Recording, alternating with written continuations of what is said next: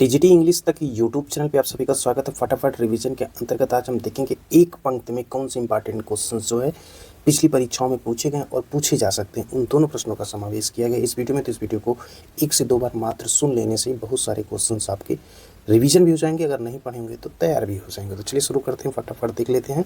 पहला है कि who suffers from self love in twelfth night. तो यहाँ पे पूछा जा रहा है कि ट्वेल्थ नाइट में स्वप्रेम से कौन पीड़ित था। तो मालविलो जो है वो स्वप्रेम से पीड़ित है, किसमें? ट्वेल्थ नाइट में। नेक्स्ट है कि in which play does this line occur. और ये पंक्ति की घटना कहाँ पे आती है कि if music be the food of love play on. यदि संगीत प्रेम का भोजन है तो प्ले ऑन करो। यहाँ पे ये आती है ट्वेल्थ नाइट में। नेक्स्ट है कि all but twice renown and grace is dead, the wine of life is drawn and the mere lees is left this world to brag of. यहाँ पे पूछ रहा है खिलौने के अलावा सब कुछ। All but twice renown and grace is dead, प्रसिद्धि और अनुग्रह मर चुका है और जीवन की शराब खींच ली गई। The wine of life is drawn and the mere less, और खींच ली गई और केवल कम इस तिजोरी की डींग मारने के लिए छोड़ दिया गया। Is left this world to brag of, तो ये है मैकबेथ में। अगला है Shakespeare is called the bard of Avon by, यानी कि शेक्सपियर को जो है बार्ड ऑफ एवन कहा जाता है, किसके द्वारा? तो वेन जॉनसन के द्वारा। नेक्स्ट है कि थिंग्स विदाउट ऑल रेमेडी, यानी कि बिना किसी उपाय की। Should be without regard what is done is done, यानी कि बिना किसी उपाय की चीज़ों को बिना किसी परवाह के होना चाहिए, जो हो गया सो हो गया। ये है मैकबेथ की लाइन जो है काफ़ी इंपॉर्टेंट है। वहीं अगला है कि who called Hamlet a dramatist failure. तो यहाँ पे जो है हेमलेट को किसने नाटकी विफलता कहा है? तो ये कहा है टी.एस. इलियट ने। नेक्स्ट है कि the romantic lover and the poet are of imagination all compact spoken by. तो ये कहा गया है थीसिस के द्वारा जो किया गया है कि पागल प्रेमी और कवि कल्पना के सभी जो है ये कॉम्पैक्ट होते हैं, और इसको कहा है थेसियस ने। अगला कि Falstaff is a character in Shakespeare. जो फाल्स्टफ शेक्सपियर का एक पात्र है, किसमें है? तो ये हेनरी फोर्थ में है।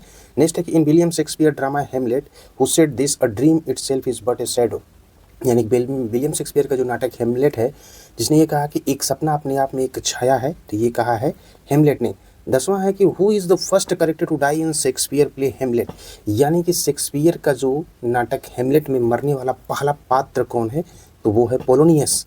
नेक्स्ट है कि to be or not to be, that is the question, यानी कि यहाँ पे जो क्वेश्चन किया गया होना या ना होना, यही सवाल है, ये किया गया था हेमलेट के द्वारा। अगला कि from fairest creatures we desire increase Shakespeare uses the first 4 lines to get.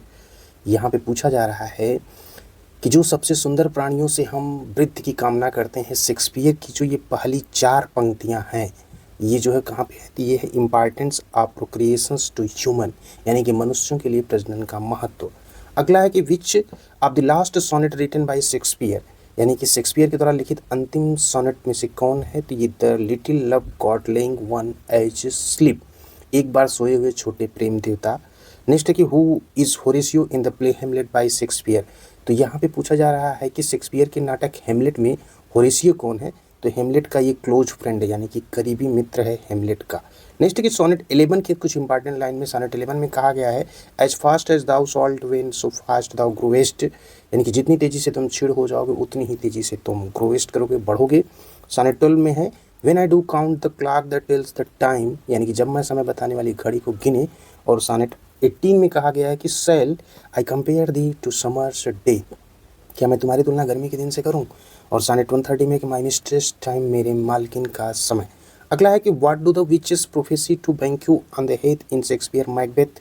यहाँ पे पूछा जा रहा है कि शेक्सपियर के मैकबेथ में चुड़ैलों ने बैंकों को क्या भविष्यवाणी की थी। तो यहाँ पे जो बैंकों को भविष्यवाणी की गई थी that is children will be Kings, कि उसके बच्चे क्या होंगे? राजा बनेंगे। नेक्स्ट है कि the guilty conscience of Macbeth is revealed in, यहाँ पे है कि मैकबेथ का दोषी विवेक भोज दृश्य में प्रकट होता है, द बैंक्वेट सीन। अगला है कि why was Macduff able to kill Macbeth despite the witches prophecy in Macbeth. यहाँ पे जो मैकबेथ में चुड़ैलों की भविष्यवाणी के बावजूद जो है मैकडफ मैकबेथ को मारने में सक्षम क्यों था? क्योंकि ही वाज बार्न बाई, यहाँ पे जो सिजेरियन जो था सेक्शन, उसका जन्म सिजेरियन सेक्शन के द्वारा हुआ था, इसलिए वो मैकबेथ में चुड़ैलों की भविष्यवाणी के बावजूद भी मैकडफ जो है मैकबेथ को मारने में सक्षम था। अगला है कि how did Birnam wood come to Dunsinane, यहाँ पे जो है बिरनम की लकड़ी डंसिनियन में कैसे आई? Shakespeare's Macbeth. तो यहाँ पे जो है Malcolm's army marched behind its cut branches, यानी कि जो मैलकम की सेना थी इसकी कटी हुई शाखाओं के पीछे मार्च किया। नेक्स्ट है कि Macbeth utters he soliloquy tomorrow and tomorrow and tomorrow when, यहाँ पे पूछा है मैकबेथ अपना एकालाप जो कल और कल कहता है जब, तो he receive the news lady Macbeth death, उस लेडी मैकबेथ की मृत्यु की खबर जब मिलती है। नेक्स्ट है कि what name does Rosalind assume for her disguise self in as you like it में रोजालैंड ने अपने प्रच्छन्न जो के लिए क्या नाम अपनाया था, तो गैनी मीड का नाम जो है ये अपनाया गया था। अगला है कि what is disguise Rosalind promise to do for Orlando as you like it, तो यहाँ पे एज यू लाइक इट में भेजदारी जो रोजालैंड था यहाँ पे ऑरलैंडो के क्या करने का वादा करती है, help him overcome his love sickness, उसे उसके प्रेम रोग से उबारने में मदद करने की बात करती है। अगला है कि with whom does Oliver fall in love in as you like It, यहाँ पे जो एज यू लाइक इट में ओलिवर जो है किससे प्यार करता है, तो एलियाना से करता है।